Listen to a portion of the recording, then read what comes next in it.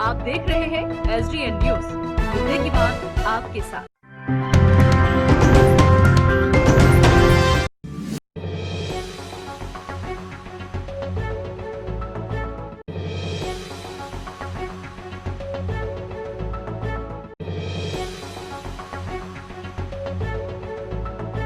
पर 60-70 परिवार हैं। दरख्त हैं ताज़ा, अभी वो देख रहे हैं, उनके तने को आप देख रहे हैं, ईंट के मलबे देख रहे हैं, जो इस बात की गवाही दे रहे हैं कि यहाँ बस्ती आबाद थी। यहाँ से 70 से ज़्यादा परिवार दलितों के और अक़लियतों के वो पिछली बार कट गए। यहाँ के लिए अब की बार भी कोई योजना नहीं बनाई गई है ना। और जब योजना नहीं बनाई गई तो अब आइंदा के सैलाब में ये सड़क जो है ये भी कटेगी, यहाँ स्कूल का घर है ये भी कटेगी, यह आबादी भी हमारी बर्बाद हो जाएगी। एक तो योजनाएं कम बनती हैं और पटने में जाकर योजनाएं छाटी जा रही हैं। तो आज जनता जाग चुकी है, सड़क पर बैठने के लिए, संघर्ष करने के लिए सब लोग तैयार हैं।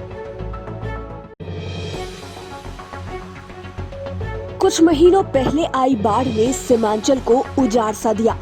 पूर्णिया जिला भी बुरी तरह प्रभावित हुआ, खासतौर पर अमौर विधानसभा क्षेत्र का अमौर और बैसा प्रखंड, जिसे कनकई नदी ने अपनी आगोश में ले लिया था। साल 2016 से इस इलाके के लिए सरकार के पास कोई पुख्ता प्लान तैयार नहीं है।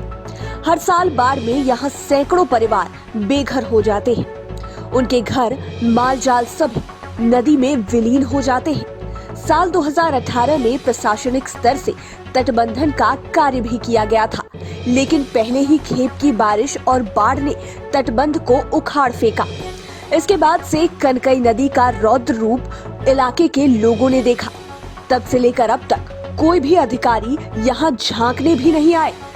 अमौर विधायक अख्तरुल इमान अब भी खुद से बाढ़ प्रभावित क्षेत्रों का दौरा कर रहे हैं और इसी कड़ी में कटाव से प्रभावित परिवारों से उन्होंने मुलाकात भी की। अख्तरुल इमान ने बताया कि कमोबेश जितने भी गांव नदी किनारे हैं वो सब तबाही के जद में हैं। अगर सरकार इनके पुनर्वास और मुआवजे की ओर ध्यान नहीं देगी तो फिर वे सड़क पर उतरकर संघर्ष करने को पूरी तरह तैयार है।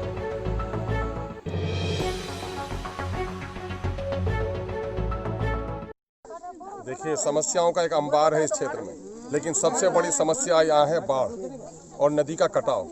बाढ़ से पूरी खेती चौपट हो रही है और कटाव से, चूंकि नदी घनी नदियाँ हैं यहाँ पर, कनकई है, बकड़ा है, दास है, महानंदा है ना, परवान है, और अभी जो खड़े हैं हम लोग ये कनकई नदी पर हैं। ये अर्जुन भीटा है और यहीं आकर दाखिल होती है, उधर से हिमालय की तेज बहाव लेकर के ये आती है नदी यहाँ पर। और ये गांव जो जिस वक्त आप खड़े हैं यहाँ पर, इससे पश्चिम यहाँ पर 60-70 परिवार था। दरख्त हैं ताज़ा, अभी वो देख रहे हैं, उनके तने को आप देख रहे हैं, ईंट के मलबे देख रहे हैं, जो इस बात की गवाही दे रहे हैं कि यहाँ बस्ती आबाद थी। यहाँ से 70 से ज़्यादा परिवार दलितों के और अक़लियतों के वो पिछली बार कट गए। और खेत का मसला है और नाइंसाफ़ी का एक बड़ा सबूत है कि यहाँ के लिए अब की बार भी कोई योजना नहीं बनाई गई है ना। और जब योजना नहीं बनाई गई तो अब आइंदा के सैलाब में ये सड़क जो है ये भी कटेगी, यहाँ स्कूल का घर है ये भी कटेगी, यह आबादी भी हमारी बर्बाद हो जाएगी। तो हमने अभी दिशा की मीटिंग में DM साहब पर से शिकायत की थी और उन्होंने कहा साहब कि हमारे लोग जाएंगे, जाके इंक्वायरी करेंगे।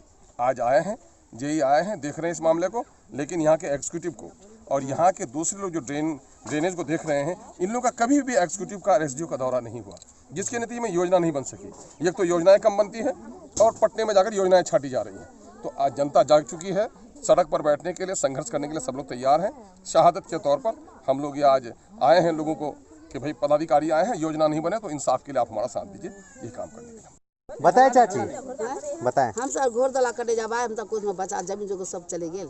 अब घोरला पर हमला करिया करना बचुम हमरा। अच्छा, तुम सारा बोला आप लोगों का घर कट चुका है? हाँ, बहुत हमसे घोर करिए। अच्छा, कहाँ रहते हैं अभी आप लोग? आप लोग रहते हैं यही पर, ये तो कट जाता है, रोएगा बचेगा, अब लदी चल गया। कोई अपना घर नहीं है अब? नहीं है बा, फिर कैसे रह रहे हैं? अपना घोर है वही अल्लाह रहा, यहाँ घोर है।